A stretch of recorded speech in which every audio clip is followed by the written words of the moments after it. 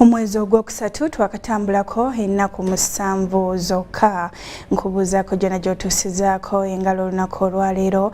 Nze Marion Nakitene ne Yusufu Ssenyomo wali ku lulimi olw'obubonero tugenda kuba tukutuusaako bingi omuli n'abantu abeeyiye ku kitebe ky'ekitabo ky'abakozi ekya NSSF okwewandiisa oba okuteekayo okusaba kwabwe okufuna ebitundu 2 ku nsimbi ze babadde baterekayo. Tegeeza muno nti tuyingiddewo n'amawulire era nja gatandika butereevu n'ekitundu ekisooka. Nja kutandika n'omukulembeze w'eggwanga Yoweri Kaguta Museveni aweze okusengula abantu okwetooloola eggwanga okutaakiriziddwa bukiiko bwa disitulikiti obw'ebyokwerinda. Mu bbaluwa gy'awandiikidde Ssaabaminisita Robinah Nabbanja era ng'akozesa obuyinza obumuweebwa ssemateeka teeka erya 98 akawaayiro akasooka ne 99 akawaayiro akasooka eryokulaba nti ye nga pulezidenti afaayo okulaba nga abantu bakulemberwa bulungi ate n'okutaasanga bannansi. Alagidde nti tewakyali kusengula abantu kwonna kukirizibwa nga tekuyise mu bukiiko bwa disitulikiti obw'ebyokwerinda. Obukiiko buno butuulako ba RDC, RCC ate nga beebuuza ne ku minisita w'ebyettaka. Minisita alabudde nti singa kino tekigobererwa abantu ne bongera okusengulwa awatali kuyita mu mitendera mituufu, abatuula ku bukiiko obwo bwe bajja okuvunaanibwa. Mu bbaluwa y'emu, pulezidenti alagidde Ssaabalamuzi alungamye abalamuzi ku madaala gonna abamenya ssemateeka bwe balagira abantu okusengulwa ng'oluusi beekobaanye n'ababbi b'ettaka, era alagidde minisita w'ebyettaka okutangaza okutegeezanga ku Ssaabalamuzi ku balamuzi abo basobole okulondoolwa bwe kiba kyetaagisa era nabo bavunaanibwe.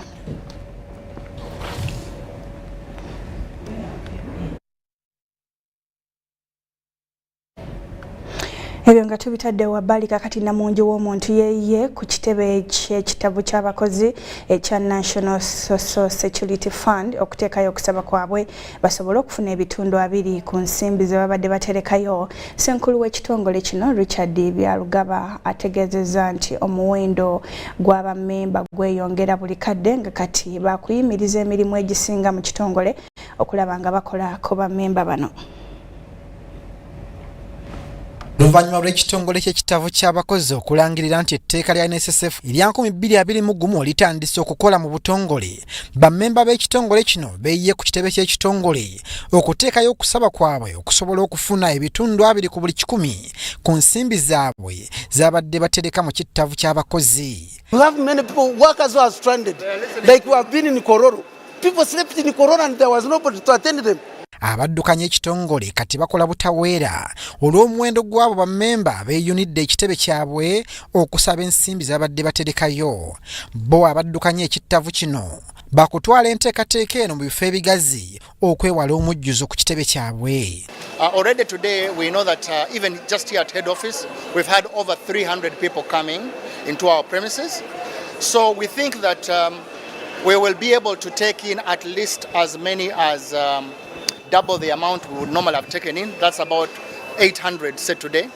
Bo abalina ebiwandiiko ebitakwatagana basabiddwa okusooka okugonjoola ensonga zaabwe balyoke bateekeyo okusaba. To be able to qualify, you will need your NSSF number given. We will need a passport photo given. We will need a valid bank account. Number 3, you'll need a phone number. And number 4, you'll need a national identity card. Omuwendo gw'abantu abasuubirwa era abalina ebisaanyizo okufuna ebitundu 2 ku 100 bali 4,174 era ng'ekitongole kisuubira okusaasaanya obuwumbi 50 buli wiiki. Wabula nga kino kyakukosa nnyo enteekateeka z'ekitavu kino ez'okusiga ensimbi gamba nga mu capital market. Okusasula bammemba b'ekitavu kyakukendeeza ku magoba bammemba ge babadde bafuna buli mwaka. We are hoping to receive, our target was to receive 1.5 trillion shillings this financial year. It looks like we will only achieve 1.3 trillion, 1.4 trillion, so we'll be short by about 100 billion. Ng'oggyeko okuteeka mu nkola etteeka ly'okusasula bammemba abatereka mu kitongole kino Ebitundu 2 ku buli 100 yakugaziya ne mu nteekateeka z'ekitongole kino. Abaddukanya ekitongole basuubira nti bammemba ssente ze baterekayo zaakweyongerako n'obuwumbi 9 buli mwaka.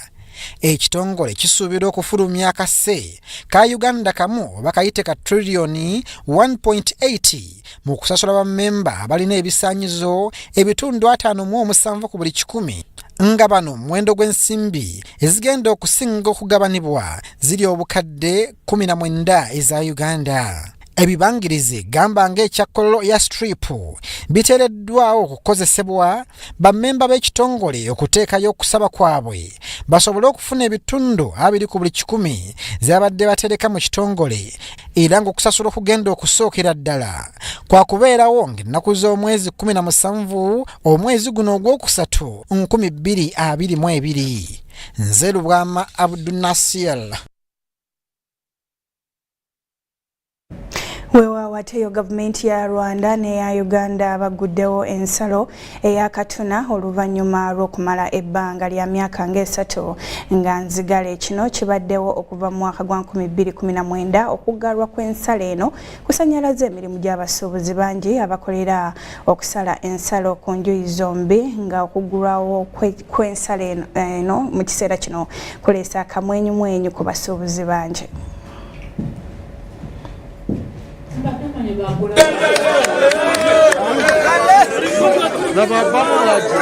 Mu mwezi ogwokubiri 2019 Uganda n'eggwanga lya Rwanda baggalawo ensalo y'ekatuna olw'obunkenke mu by'obufuzi mawanga gombi ng'okusalawo kuno kwakosa ebyensuubulagana mu mawanga gano. Kati amawanga gano galuubirirwa enkolagana ennungi wamu n'abantu okutambula kinnawadda. Cyane tushemererwa kurungi. Mpamvu kimunezererwa. Amazina yanje nitwa Mpirikanyi Inyasi. Vuka mu karere ka Burera. Now today is a graceful, a memorable, a fundamental day because now the lockdown caused by the border closure has also been removed today. I've been in touch with the leaders of Rwanda behind me. I have seen migration officers, they are prepared to receive Ugandans coming to Rwanda. And what is even much more important, they have been restrictive in the cargo and products, but this time there is no restriction. Whatever is marketable, you just bring inside Rwanda. They will buy as long as you know where you're going to sell it. Aberi Bizimana asiimye omwana w'omukulembeze w'eggwanga Jeno Muhoozi Kainerugaba okwogera n'abakulu mu ggwanga lya Rwanda okuggulawo ensalo ku lw'obulungi bw'abantu mu mawanga gombi. Jofure Murera omuwandiisi wa Kisoro Produce Traders Association asiimye gavumenti zombi okuteeka bannansi ku mwanjo ne baggulawo ensalo zombi okuddamu okutambuza ebyensuubulagana. Wabula newankubadde ng'ensalo zigguddwawo ekirwadde kya COVID-19 kikyali kizibu mu mawanga gombi era nga bannansi basabiddwa okwettanira okugemwa okwewala ssennyiga lumiimamawuggwe okuddamu okubagoya.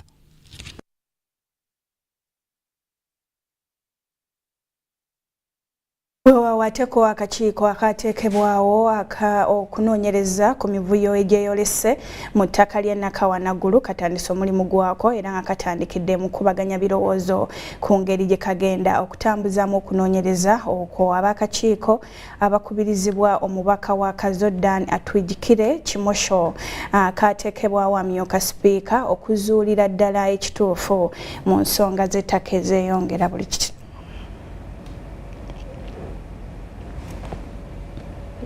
Ng'ennaku z'omwezi lumu omwezi guno ogwokusatu amyuka sipiika mu Parliament Anita Among yateekawo akakiiko ak'enjawulo kababaka 9 okunoonyereza ku kulwanagana n'enkaayana ku ttaka lya Neggulu Nakawa mu Kampala. And I'll report to this house in 2 weeks' time so that we put this thing to the end. Kati akakiiko kano akakubirizibwa omubaka wa Kazo County Dana Twijjukire Kimosho katandise omulimu mu butongole era katandikidde mu kukubaganya birowoozo ku ngeri gye kagenda okukolamu omulimu guno. As members, I want to plead ourselves again that we must be mindful of that previous record and work to correct that record. It's not a new issue. This matter was handled in the 10th Parliament. A report presented on the floor of the House just about a month before the lapse in the time of the 10th Parliament. But unfortunately, it was a controversial report because members felt that certain key findings had been omitted. Ettaka eryogerwako liwezaako yiika 82 nga mu mwaka gwa 2007 lyaweebwa musiga nsimbi wa OPEC Prime Properties okuteekako ekibuga eky'omulembe kiyite Satellite City. Wabula mu mwaka gwa 2018 gavumenti ettaka lino yali eddiza ng'ono alemeredde okulikulaakulanya. So before we talk about meeting the previous occupants, a decision was taken and some payments supposed to have been made to these former occupants. It is my considered opinion that we start first by meeting the minister to know how far they went. Ng'ennaku z'omwezi 23 ogwokubiri omwaka guno, minisita omubeezi ow'ebyettaka yawandiikira Ssaabaminisita ku nsonga ze zimu era n'ategeeza nga bakakkalabiza ku ttaka lino bwe baali abeetegefu okwambuka ettaka lino mu myezi 3 gavumenti esobole okusalira ekifo kino amagezi. This time we must act differently as leaders. Maybe Ugandans can get a ray of hope that there is a category of people who will work on a report and present it in its form and substance without touching or editing anything. Gye buvuddeko abaali ku ttaka lino abaagobwako mu 2007 baatiisatiisa okukomawo nga bagamba tebaaliyirirwa. Shamim Naiga, Gloria Gutabinji, Parliament. So KCCA Ebyo nga tubitadde wabbali ate bw'Obwakabaka bwa Buganda busambaze ebyogerwa nti enkola y'ettaka lya mayiro egoba abantu ku ttaka. Ng'ayogerako ku lutuulo olwokubiri olw'olukiiko lwa Buganda olwa 29 Katikkiro ategeezezza nti ensonga eziviirako emivuyo gy'ettaka zisaanye zigonjoolwe okusinga okwekwasa ettaka lya mayiro.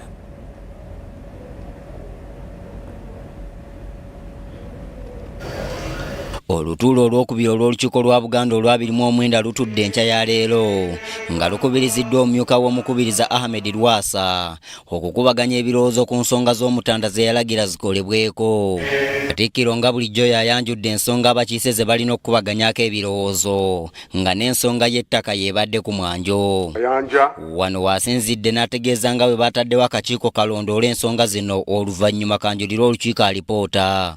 Bwe tunaawulira akakiiko kye kazudde kijja kuba kyangu olukiiko luno okuwa amagezi ku kkubo Uganda lyesaanidde okukwata okugonjoola enkaayana z'ettaka. Katikkiro azzeemu okukkaatiriza ensonga ya Uganda okwabulira ekibiina ekitaba abagula n'okusuubula emmwanyi eky'ensi yonna. N'agamba nti ng'Obwakabaka tebukisemba. Obwakabaka bwa Buganda buwagira kaweefube wa UCDA ow'okulabanga nti naffe twesoga akatale gye batundira kaawa ali ku ssa ly'okunywebwa tufune kasente akawera tuwagira kaweefube oyo kyokka kaweefube oyo nga tannagguka tetusemba kyakuvamu ayisiyo. Oweekitiibwa Mayiga avumiridde ekitulugunya abantu ekirabwako ensangi zino n'asaba gavumenti okukisalira amagezi.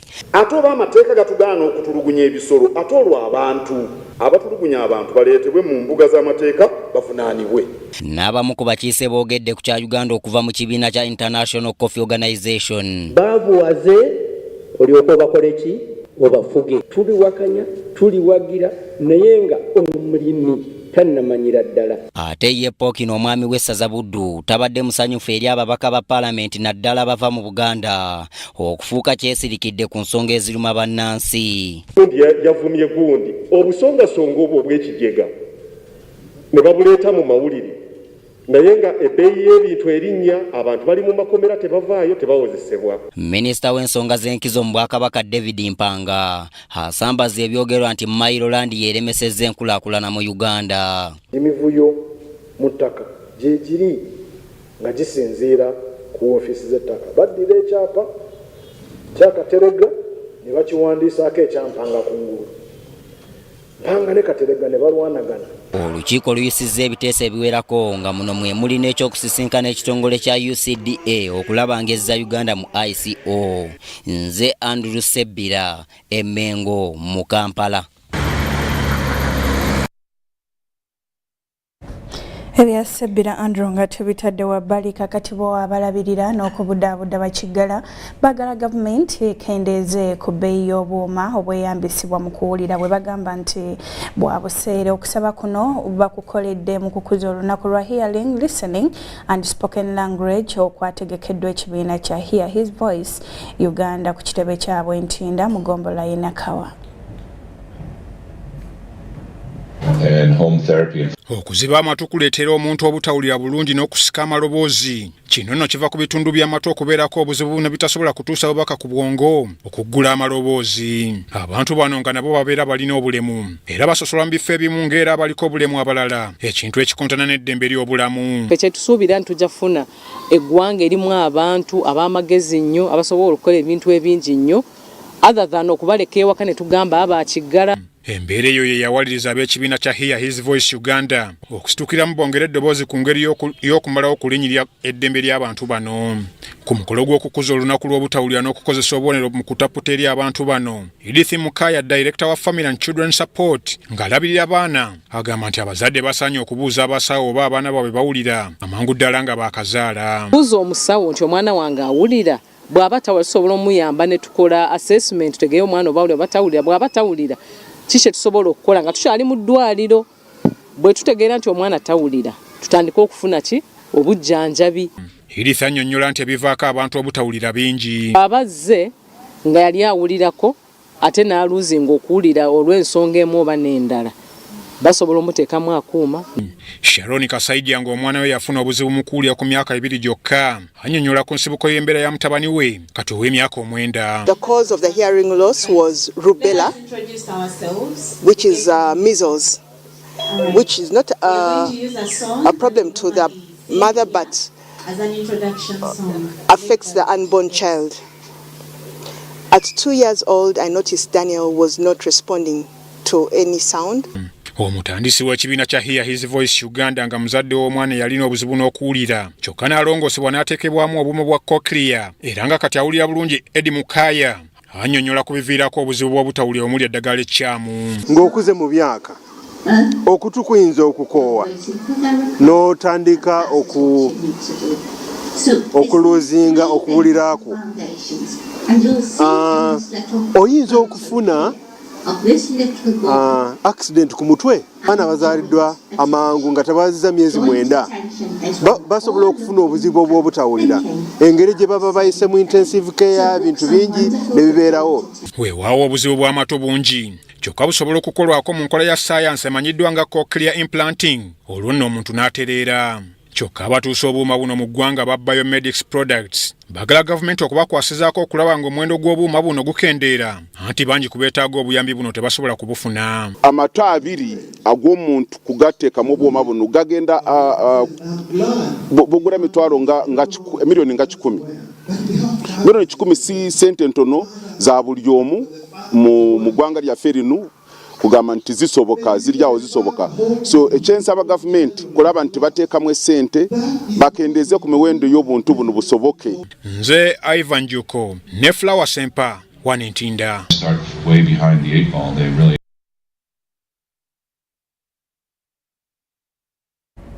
Kakati yo gavumenti yakuddamu okwekenneenya endagaano kwe batambulira ejjejje ly'eggwanga lya UPDF okukuuma emirembe mu ggwanga lya Somalia. Emirimu gy'omukago gwa AMISOM mu butongole gikoma nga 15 omwezi guno. Omwogezi wa UPDF Felix Kulaija agamba nti asuubira omuwendo gw'abajaasi ba Uganda e Somalia okukendeera wansi w'omukago omujja ogwa African Union Transition Mission in Somalia. AMISOM mu mukago gw'eggye ery'amawanga agakuuma emirembe mu ggwanga erya Somalia gugenda kweyubula oluvannyuma lw'emyaka 15 nga bakolera Somalia. Bano bakukyusa erinnya bafuuke African Union Transition Mission in Somalia era ng'emirimu gyabwe gigenda kukyukamu. Nti mission ya AMISOM emaliriza emirimu gyayo nga 15 omwezi guno kyokka ejja kukyusa erinnya n'obuvunaanyizibwa nga tegenda mu African Transition in Somalia oba ATMIS Mission in Somalia. Ngeno omulimu gwayo kwatagana ne gavumenti y'ekiseera eriwo mu Somalia okulaba nti eggwanga eryo lizimba ebitongole bikuuma ddembe bibe nga sobola okwetengerera nga missoni eno eweddeko. Eggye lya Uganda erya UPDF basuubirwa okukendeeza ku muwendo gw'abajaasi Somalia kubanga emirembe gigenda gidda mu ggwanga lino. Bwe tukyusa obuvunaanyizibwa okuva mu amisomo okuddamu Artemis, omuwendo gw'abasirikale gujja kukendeera oba gujja kukyukako. Ekyokubiri, omulimu gujja kusimba essira mu kuzimba obusobozi obw'ebitongole ebikuumaddembe bya gavumenti ya Somalia. Kulayija annyonnyodde eggwanga nti ebikwekweto bya UPDF ebigenda mu maaso mu ggwanga lya Congo. Ku wiikendi ewedde basseeyo abayeekera ba ADF abawerera ddala. Ate era kino kyakolebwa nga aba ADF bamaze okulumba ba civilian ne bata 16 mu kitundu ekyo. Olumbaganyi bwakolebwa ekintu kye bayita kirungu. Eno forces zaffe oba amagye gombi gasobola okufuna emundu 8 ate amasasi 8 aga machine gun yitibwa pike gafunibwa, amasasi 45 ag'emundu ekuba ennyonyi nago gafunibwa. Ate poliisi eriko abantu 13 beegombyemu obwala mu bikwekweto eby'okuyigga ababbi mu kibuga Kampala. Bano bagambibwa okuba nga be baawamba munnansi wa Ethiopia wiiki ewedde ne bamukuba n'okumunyaga. Tuwezezza abantu 13 wansi w'akabondo akatambulira ku boda akeenyigidde mu bikolwa eby'okutaayiza, okunyaga, okubba n'okutuusa ebisago ku bantu ba bulijjo naddala batambuza ebigere, ku basuubuzi ababa bava mu banka n'abo ababa batwala ssente mu banka naddala abayindi n'abachina. Era poliisi eyisa basajja baayo abatuuse emyaka gya pensoni okutereeza ebiwandiiko byabwe. Okujja okweyanjula ku kitebe ekikulu ku poliisi wano ng'olina national ID tusobole okwetegereza nti okyaliyo oli mulamu, kubanga abantu bwe batuuka emyaka 75, 80, 90 abasinga bafa nga bakuliridde mu myaka. Poliisi era ekyatubidde ne pikipiki 275 eyisa Nabakunono waayo bannyinizo okuvaluza akwatibwa mu biseera eby'omuggalo naddala mu kafyu. Nze Lubwama Abdul Nasir.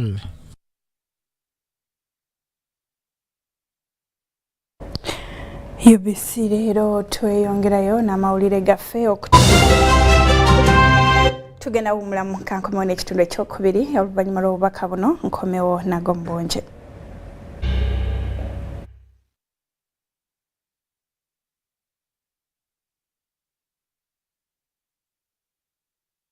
COVID-19 is still here with us.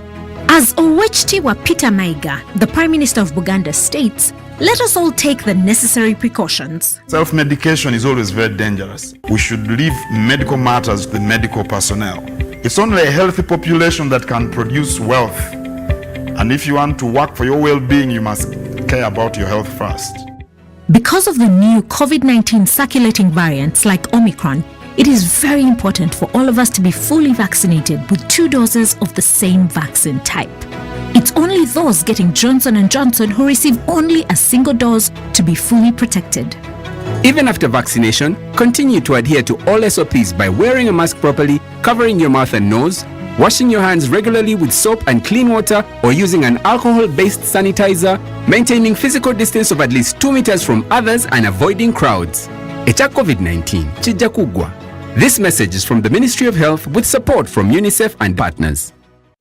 Your MBs are now bigger MBs only on MTN. When you load a daily bundle of 250 shillings, you no longer get 15 MBs, you get 30 MBs. For 500 shillings, you no longer get 40 MBs, you get 80 MBs. For 1,000 shillings, it's no longer 100 MBs, it's 180 MBs. Dial *150*10# or use the My MTN app to load bigger daily bundles only on MTN. MTN is regulated by the Uganda Communications Commission. It's no secret that ICT makes learning easy. The strides made in our field couldn't be possible without it.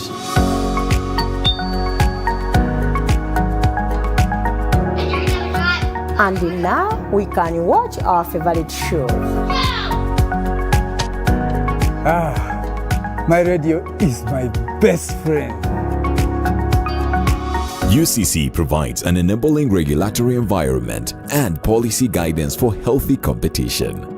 We also facilitate ease of doing business in the communications sector through licensing, standardization, spectrum management, tariff regulation, rural communication development, and consumer empowerment. An informed consumer is an empowered consumer. UCC supports local content and innovations. Driving the development of a robust communication sector in Uganda is Uganda Communications Commission. There have always been hard times, but these days are harder than most. Everyone is hurting. Everyone needs help. But some among us are asking the question, what if we didn't have to go through life's hardest moments alone? What if we were in it together? And just by asking that question, he changed my son's life. He created an online crowdfunding platform for Ugandans to help raise money for each other. Thank you, Nixon, for helping me. This is a story of a regular Ugandan just like you, who harnessed the power of technology to provide a solution for us. How about you tell us your story? UG needs more of you. To share your story, visit airtel.co.ug/UG needs more of you or call or SMS 162. Airtel, the smartphone network. It's time to teach. Schools are open. In these days of COVID-19, teachers are not only giving knowledge, but protecting themselves and their students from the virus. As a teacher, you must ensure that students follow the set SOPs of always maintaining a distance of 2 meters from others in classrooms, dormitories, entertainment halls, school vans and playgrounds, wearing a washed and clean mask every day that covers their mouths and noses, and regularly washing their hands with soap and water. In addition to that, you must counsel students about stigma related to COVID-19 and discourage them from violence. Any violence against students from classmates, teachers or parents should be reported immediately to a school administrator or senior woman or man teacher for correction and further guidance. Ensuring everyone's safety is key, so make sure students are out of class by the official closing time. Let's share knowledge, not COVID-19. This message is supported by the Ministry of Health, Ministry of Education and Sports, and UNICEF. Stay safe.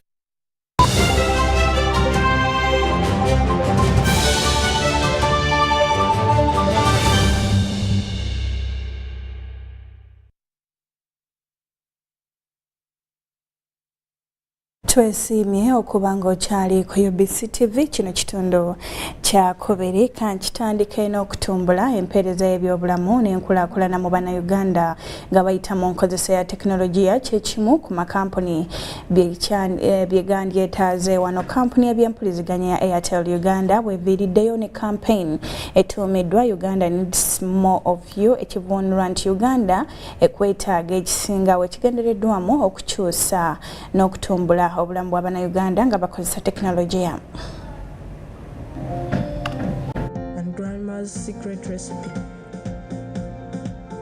Ekirwadde kya COVID-19 bwe kyasensera ensi yonna kyaleka ebyenfuna amawanga nkumu nga Uganda mwegitwalidde bidobonkanye, ate nga waliwo n'abalala nkumu abaasalwa ku lw'okunyigirizibwa okwaliwo. Wabula embeera eyo yatumbula nnyo obuyiiya naddala obw'enkola eza tekinologiya nga beeyambisa essimu n'emikutu emigatta abantu. Abantu batunze ebyamaguzi okubituusa ne gye batatuukangako. Kawo Ela restaurant nga mu kyonna kyali omulenzi omu yali mulwadde n'antuma emmere n'entambula nga siraba mmere. So bwe nali siraba mmere ne ngamba ndooza twetaaga ekifo ekitundibwamu emmere wano. Kyekyo nakola ne tutandikirawo. Bwe tutandikirawo omulenzi oyo n'ayambibwa, of course ne tuyingira mu business. Awo COVID we yayingirirawo ate nga tulina okuggalawo kuba twalina okudda ewaka. Obuyiiya buno bwawaliriza kampuni y'ebyempuliziganya ya Airtel Uganda kuvayo okwongera okugazya ekirooto ky'abangi. Era enkya ya leero batongoza kampeni ya Uganda Needs More of You, ekivunulwa nti Uganda ekwetaaga okusingawo. Leero tutandise kampeyini okulaba nti abantu baffe abali eyo abakozeseza tekinologiya okukyusa ku bulamu bwabwe n'abantu abalala ababeetoolodde. Tulabye emboozi 3 ng'esooka abantu abasalawo okukozesa tekinologi nti osobola okutuula gy'oli n'owayamu n'omusawo n'akujjanjaba ng'okozesa essimu yo kubanga essimu zaffe zikola bingi nga okusindika SMS n'okwogerako.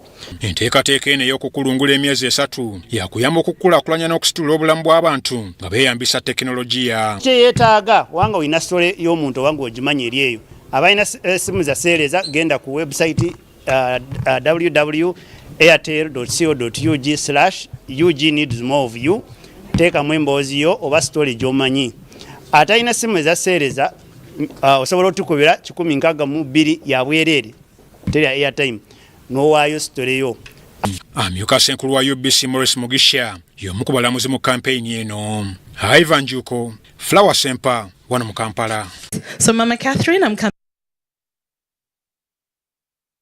Ye munnamateeka Malema Biriizi asabye kooti eragire abatwala ekkomera bamuwe kompyuta wamu ne intaneti asobole okwanukula ku misango gye yateekayo mu kooti. Mwawakanyiza munnamateeka Robert Lutalo okumugulako omusango gw'okuvvuula omulamuzi Musa Sekaana. Mabiriizi okusaba kuno abadde alabiseeko mu kooti y'eddaala erisookerwako eya Buganda Road mu Kampala okugulwako omusango ogw'okuweebuula omulamuzi Sekaana.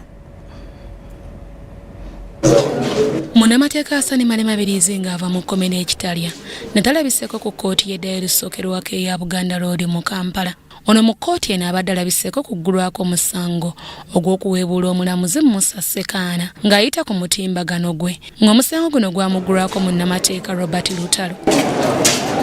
Wabula kkooti eno tesobodde kugenda mu maaso na kumuggulako musango oluvannyuma lwa Mabiriizi okutegeeza nga bwe yataddeyo omusango mu kkooti y'emu ng'awakanya emisango gino wamu ne kkooti eno okumuwozesa. Mabiriizi bw'ati yasabye kkooti eno okuyimiriza okumuggulako omusango okutuusa ng'ensonga eziri mu kkooti ze yataddeyo ku nsonga y'omusango guno ziwedde. It is a personal case which I know as I prove in those applications that it is based on personal verdict and hatred against me by the constitution. So the court must be slow in allowing him to tamper with my liberty. Wabula okusaba kuno kuwakanyiziddwa munnamateeka w'omuwaabi Lutalo naheebwa Precious. Naye ffe tugamba nti emisango gyonna yagiddiza mu buyinza bwa kooti era tuli beteefuteefu okukyalenjinga oba okuwakanya empamba ye gyeyakola. Wano mulamuzi Namboozo Sanula akkiriziganyiza n'ekyomuvunaana Malema Biriizi era bw'atyo n'ayimiriza eky'okumuggulako omusango. Mu kkooti y'emu Mabiriizi asabye okulagira abatwala ekkomera ly'ekitalya okumukkiriza okufuna kompyuta ye wamu ne yintanenti okusobola okukola okunoonyereza ku misango gye. Kkooti etaddewo olwanga 15 omwezi guno omwaka guno okuwuliriza okusaba kwa Mabiriizi kwe yatadde mu kkooti wamu n'okwanukula ku nsonga y'okumukkiriza kompyuta mu kkomera. Mu ngeri emu ate y'omulamuzi w'ekkooti ejuliramu Philip Odochi alagidde omuwandiisi w'ekkooti eno mu musango gw'abatuuze 22 okuva ejjinja abaagobebwa ku ttaka lyabwe bwe baali bazimba oluguudo lw'eggaali y'omukka fayiro okugizza mu kkooti enkulu ejjinja okutandika okuwulirizibwa.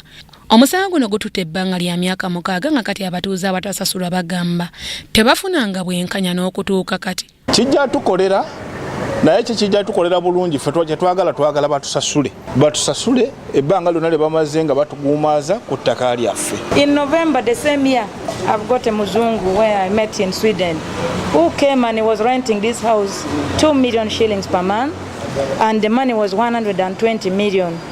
I failed to collect that money because they had already labeled my house. Babuuka bubuusi banoonya ab'obusente obutono bwe bawa. Omusango guno abatuuze baaguggula ku ofiisi ya Ssaababi wa gavumenti ssaako n'ekitongole ky'eggaali y'omukka ekya Uganda Railway Corporation. Mu kkooti abatuuze bano abadde bakiikiridwa munnamateeka waabwe Henry Mpiima. Essaawa eno tebakyasobola kukozesa mataka ago, tebakyasobola kuziikawo, abapangisa bonna baavaamu, banka ezaali zibawoze zibabanja mutuddize ssente zammwe property baazitutte. Nze Namamonde Deborah ne Nabugudde Suzani wano mu Kampala. Kaweefube w'okunyweza ebyobulamu mu masomero oluvannyuma lw'omuggalo gwa COVID-19 abamasomero abag'ebisulo basabiddwa okulindamuko okuteekawo ennaku z'abazadde okukyalira abaana mu bwangu ddala. Minisitule y'ebyenjigiriza yakubabuulira ekirina okukolebwa. Minisita omubeezi w'ebyamatendekero aga waggulu Dr. Jesse Muyinga agamba nti minisitule y'ebyenjigiriza n'ebyobulamu bakyekenneenya embeera oluvannyuma balungamye bannannyini masomero gano. Abazadde n'abaddukanya amasomero ag'ebisulo basabiddwa okulinda okulungamizibwa kwa gavumenti ku nteekateeka ez'abazadde okukyalira abayizi ku masomero, nga kino bwe kijjidde abatwala amasomero agamu si bamativu na nteekateeka ey'okugaana abazadde okukyalira abayizi. Bw'atyo minisita omubeezi w'amatendekero aga waggulu Dr. John Krizesto Muyingo n'asaba abatwala amasomero okubeera abagumiikiriza. Ate ku nsonga y'okusasula ensimbi ez'okuwandiisa abaana okukola ebigezo bya UNEB, minisita alabudde amasomero ddala aga gavumenti obuteetantala kuddamu kusasuza abaana nsimbi nti kubanga gavumenti yazisasula dda, ate n'obutabagoba olw'ebisale by'amasomero. Bino bibadde ku bikujjuko eby'essaza lya Kasana Luweero okuweza emyaka 25 bukyanga litandikibwawo mu mwaka gwa 1997 n'omusumba eyasooka omugenzi Dr. Cyprian Kizito Lwanga. Emikolo gisoose na misa ekulembeddwa Ssaabasumba wa Kampala Paul Semogerere ng'ali wamu n'abasumba abalala wamu n'abasosodoti. Minisita w'ebyamasannyalaze Ruth Nankabirwa asiimye ekereziya bulijjo olw'okuleeta pulogulaamu ezifaananira ddala n'eza gavumenti ez'ebyenkulaakulana. Omukolo gwetabyeko n'omubaka wa Papa mu Uganda era ssentebe w'olukiiko lw'abasumba mu ekereziya Katulika mu Uganda Joseph Anthony Ziwa kwategeereza nti emikolo gy'abajulizi e Namugongo nga bwe gigenda okubeerayo wabula n'ategeeza nti balinda okulambikibwa kwa gavumenti ku nteekateeka y'emikolo gino. Ndi Salon Kasibante e Kasana Luweero.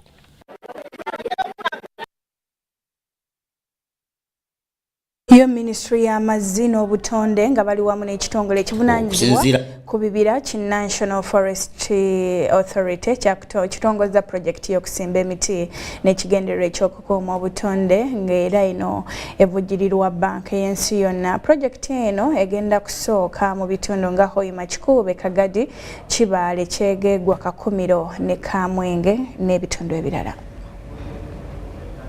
Nzira kwa lipoota okuva mu Minisitule y'amazzi n'obutonde ey'omwaka 2016 eraga nti ebibira biri ku bitundu 24, ebitundu 17, ebitundu 13 n'ebitundu 8 mu myaka 1990, 2000, 2010 ne 2015, ekiraga nti ebibira bizze bisaanyizibwawo mu myaka egiyise. Ebikola by'okusaanyawo ebibira okweyongera bakiteeka ku bungi bw'abantu obweyongera buli lukya. Abantu abawangalya mu bibuga okwetaaga amanda n'enku, obwetaavu bw'embaawo n'ebirala. Omukugu avunaanyizibwa ku by'ebibira mu Minisitule y'amazzi n'obutonde Bob Kazungu ategeezezza nti pulojekiti eno yakutunuulira ennyo ekitundu kya Albertine n'ebitundu ebirala. Is the investing in forests and protected areas for climate smart development project, which is a 6-year World Bank funded project. Encouraged us, motivated us to develop a project of this nature, which is a 6-year project started in 2021 and we expect it to end in 2026. Kucha abantu okwongera okusaanyawo ebibira mu ggwanga. Kazungu annyonnyola nti minisitule erina enteekateeka ezigenda okukolebwa okulaba ng'omuze gw'okusaanyawo ebibira guggwaawo. But more so this project is going to tackle restoring of such forests anyway. And we also have, of course, a plantation subsidy scheme under this where we are going to plant and grow some commercial trees.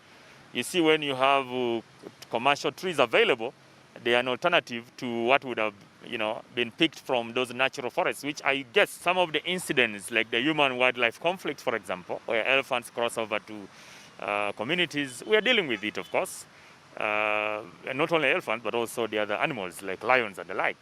We are dealing with them in this project. We are having electric fencing, we are having trenches, we are having, all these planting of tea and around the community the boundaries of the national parks with these communities to prevent animals from having access to their gardens. Nze Andrew Sebbira ne Brian Byaruhanga mu Kampala.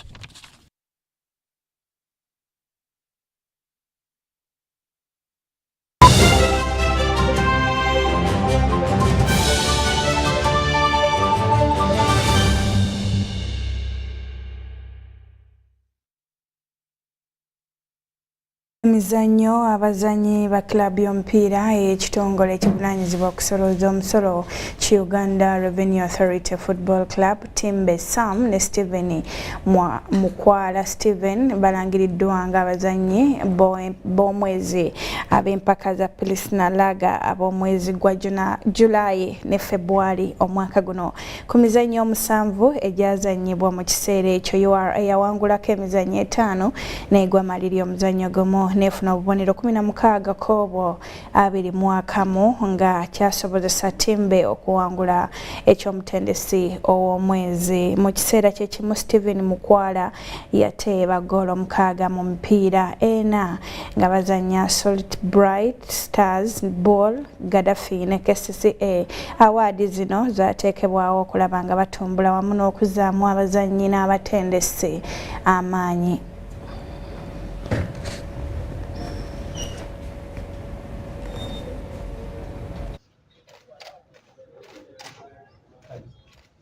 Thank you, Stephen. Please join us at the front there.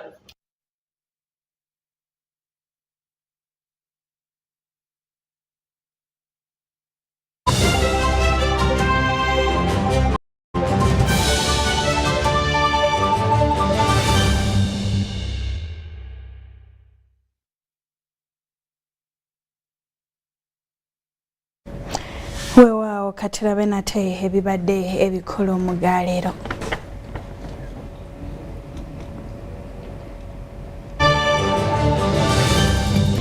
UBC leero olabye ng'abantu beeyiye ku kitebe kya NSSF okwewandiisa okufuna ssente zaabwe. Era ne Pulezidenti Museveni alagidde obutaddamu kusengula bantu kuba ng'ab'ebyokwerinda tebamanyi. Ate era ensalo ya Uganda ne Rwanda eggulwawo nkya mu butongole. Endagaano y'omukago gwa AMSOM Somalia eggwako wiiki ejja.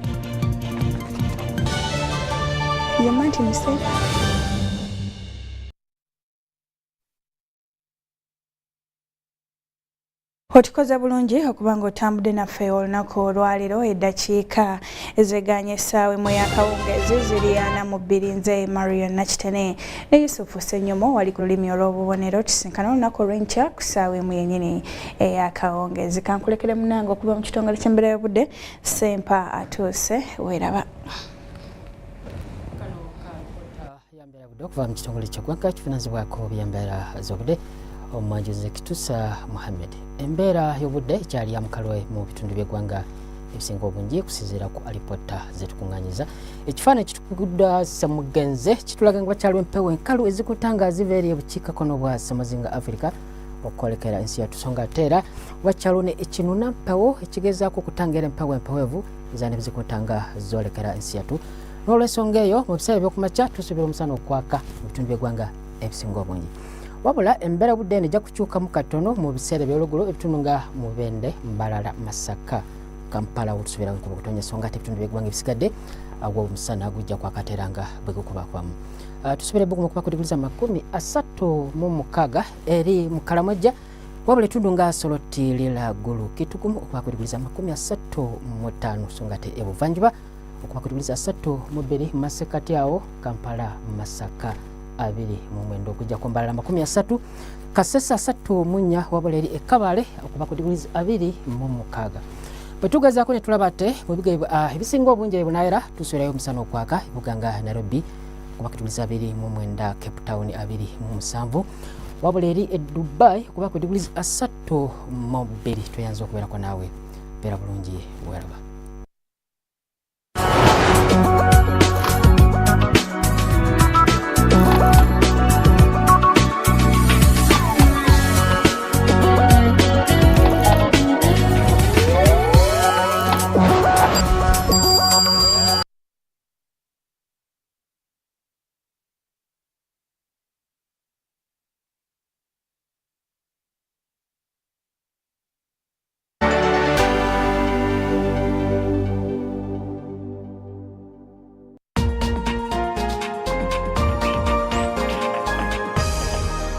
This week on UBC.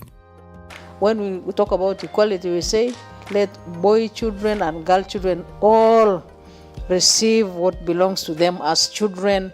Our Super Soul Sister today is someone that is definitely going to be talking about. Long ago, in some cultures, a girl would not go to school. But as we speak now, in all cultures in Uganda, they know that a girl is as valid as a boy, because for the girl child to be successful in any positive venture, there must be the